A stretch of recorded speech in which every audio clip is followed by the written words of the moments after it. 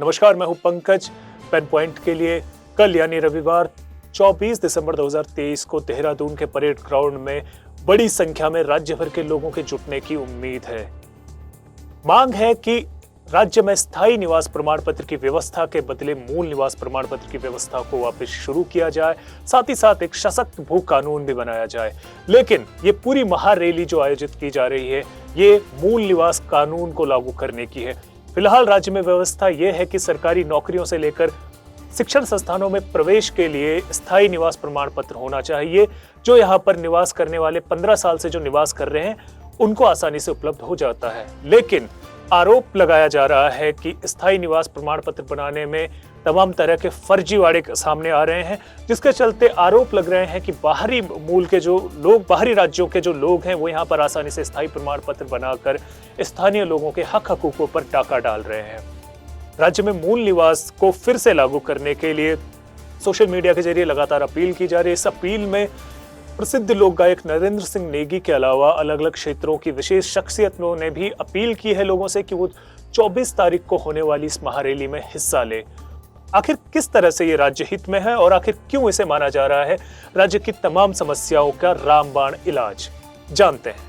जी, कल 24 दिसंबर को एक प्रस्तावित जैसे महारैली के बारे में आपने भी सुना होगा कि मूल निवास कानून को लेकर मांग की जा रही है।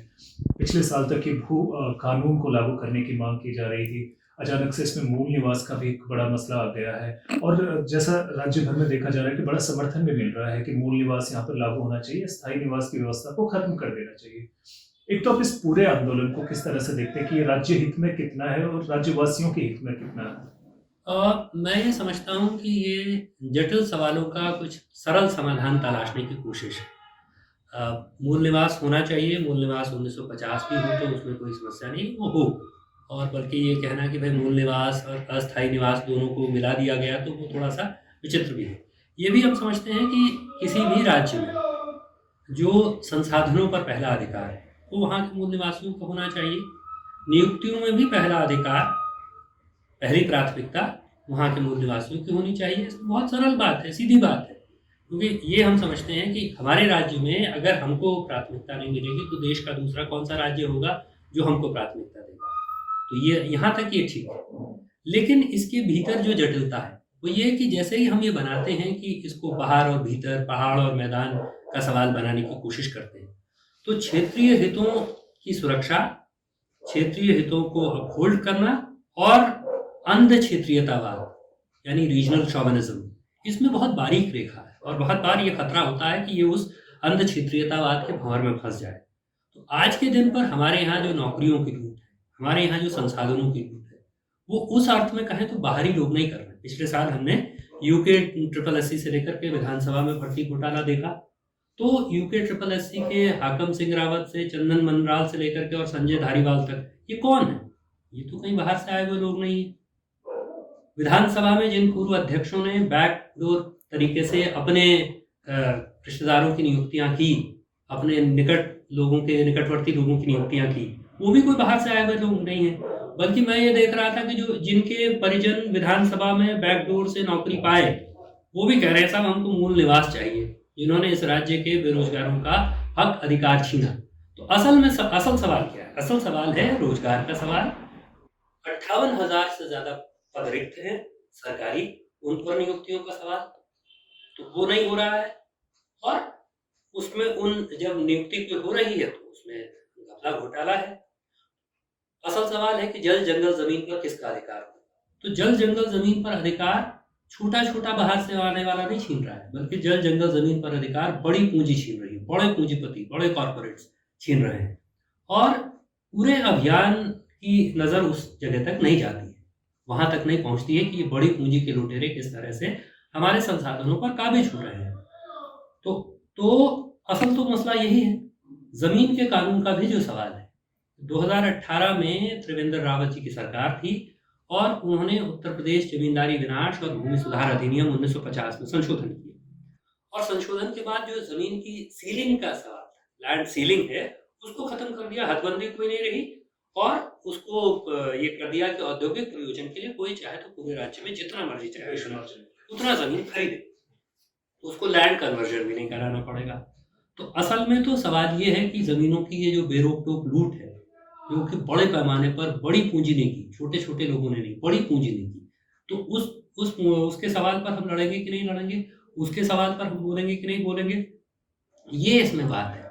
और इस ज़मीन के सवाल के साथ ये अटैच्ड है कि आप सोचिए कि यहाँ अंतिम भूमि बंदोबस्त जो हुआ, वो 1958 से 1964 के बीच में हुआ। वो 40 साला भूमि बंदोबस्त था, 2004 में खत्म हो गया। तो असल में भूमि के पूरे सवाल को नए सिरे से देखने की ज़रूरत है। उत्तराखंड को समग्र भूमि सुधार की ज़रूरत है। इसका मतलब है कि इसमें भूमि बंदोबस्त इसका अनिवार्य एजेंडा है। भूमि का पुनर्वितरण, पहाड़ में भी जो भूमिहीन लोग हैं बड़े पैमाने पर, वो कौन लोग हैं?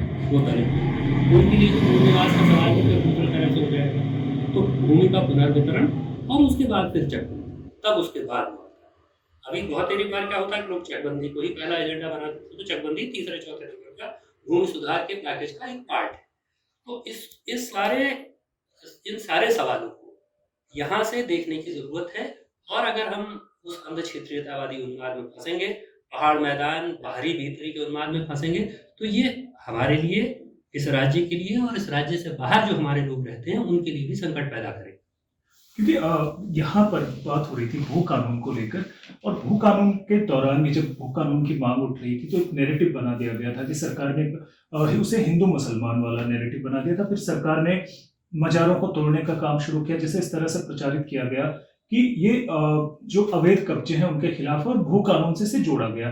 ठीक वैसे ही मूल निवास के साथ, और अगर हम सोशल मीडिया पे जाते हैं तो ये पहले पहाड़ी बनाम मैदानी था, पहले स्थानीय बनाम बाहरी था, अब ये पहाड़ी बनाम मैदानी हो गया है। अच्छा, मैदान में ऐसे भी लोग हैं, अगर देहरादून की बात करें तो वो लोग भी हैं जो यहाँ सदियों से रह रहे हैं, वो उन्हें भी टारगेट किया जा रहा है इसमें मूल निवास को लेकर। तो ये कहीं ना कहीं सरकार के लिए बड़ा सॉफ्ट जो रास्ता भी बना रहा है, एक सरल रास्ता। देखिए, होता क्या है कि जैसे ही हम छोटे छोटे लोगों को बड़ा शत्रु बना करके पेश करते हैं, कोई नौकरी में आया, फ्रॉड करके नौकरी लग गया, तो निश्चित है उस पर कार्रवाई होनी चाहिए। लेकिन हम उसको सब समस्याओं का कारण बताने लगे, या छोटा जो नदी किनारे बसा हुआ है उसको सब समस्याओं का कारण बताने लगे, तो जाहिर सी बात है कि सरकार के लिए राहत की बात है। हम बड़ी पूंजी पर हमला करेंगे तो तब सरकार के लिए दिक्कत की बात है। बड़ा पूंजीपति जो बेशुमार जमीनों पर कब्जा कर रहा है, हम उस पर सवाल खड़ा करेंगे तो ये दिक्कत की बात है। इस राज्य के भीतर ये समझने की जरूरत है कि 1947 के बाद खासतौर पर तराई के इलाके में बड़े पैमाने पर शरणार्थी लोग आए, उन्होंने ही उस तराई को आबाद किया। आज के दिन पर आप कहिए कि भाई उनको इस राज्य से बाहर निकाल देना चाहिए, तो उनका तो कोई राज्य नहीं है। जो आप लिमिट मांग रहे हैं 1950, वो 1950 से पहले के लोग, तो जो लोग 1950 से पहले के हैं वो किसी मूल के हों। तब हमने अलग उत्तराखंड राज्य की भी जब बात हुई तो हम तो यही समझे कि भाई यहाँ पहाड़ की खास विषम विशिष्ट भौगोलिक परिस्थितियां हैं, उन परिस्थितियों के हिसाब से नीति नियोजन हो, इसके लिए राज्य बने। हम कोई वो जो बाल ठाकरे वाला मॉडल है जिसमें बाहरियों को खदेड़ देना है, वो जो रीजनल शॉविनिज्म वाला मॉडल है, उसके समर्थक तो हम नहीं रहे। और यहाँ तो कहा जाता रहा है कि भाई ये राष्ट्र की मुख्य धारा में शामिल है हर समय, तो वोट देने में हम राष्ट्रीय की मुख्य धारा में शामिल हैं और बाकी समय हम अंध क्षेत्रीयतावादी हैं। तो असल में वोट देने में हम जिस दंगाई राजनीति के साथ खड़े हैं, उसी दंगाई राजनीति के साथ, उसी दंगाई राजनीति के पक्ष पोषण में इस तरह की स्थितियां पैदा हो रही हैं। और ये जमीन के कानून के संदर्भ में ही असल में ये समझने की बात है। जमीन के कानून को के बाद ये शुरू हुआ, भू कानून का मसला शुरू हुआ, जब भू कानून के मसले पर ये खुलासा हो गया कि असल में तो भाजपा की सरकार है जिसने कि जमीनों को बेचने का इंतजाम किया, जमीनों के बेरोक-टोक बिक्री का इंतजाम किया, जैसा मैंने पहले भी कहा। तो तब उन्होंने कहना शुरू किया लैंड जिहाद हो गया। कौन कह रहा है लैंड जिहाद? भारतीय जनता पार्टी की वो सरकार जिसने जमीनों को बेचने के लिए कानून पास किया, वो कह रहे हैं लैंड जिहाद हो गया। भारतीय जनता पार्टी जिसके अध्यक्ष को ये नोटिस मिला कि उन्होंने सरकारी जमीन खुर्द-बुर्द करके अपना प्रदेश का दफ्तर बना रहे हैं, और आप देखिए बिशन सिंह चुफाल जी को नोटिस गया और चुफाल जी ने ये नहीं कहा कि नहीं हमारी पार्टी ने सही जगह जमीन खरीदी है, उसमें वो सरकारी जमीन खुर्द-बुर्द नहीं की गई है, बल्कि उन्होंने कहा कि मैं आज की तारीख में अध्यक्ष नहीं हूँ, इसलिए मुझसे मत पूछो। नोटिस का जो उन्होंने जवाब दिया, एडीएम देहरादून ने नोटिस दिया। सोचिए आप, सत्ताधारी पार्टी को एडीएम देहरादून ने नोटिस दिया तो उन्होंने सरकारी जमीन खुर्द-बुर्द करके अपना दफ्तर वो बना रहे हैं। कौन कह रहा है लैंड जिहाद हो गया? जिनका तेजिंदर पाल सिंह बग्गा जिनके नेता हैं, वो ट्विटर पर इस प्रदेश की जमीनें बेच रहे हैं। इतना हाईटेक जमीन बेचने का धंधा है।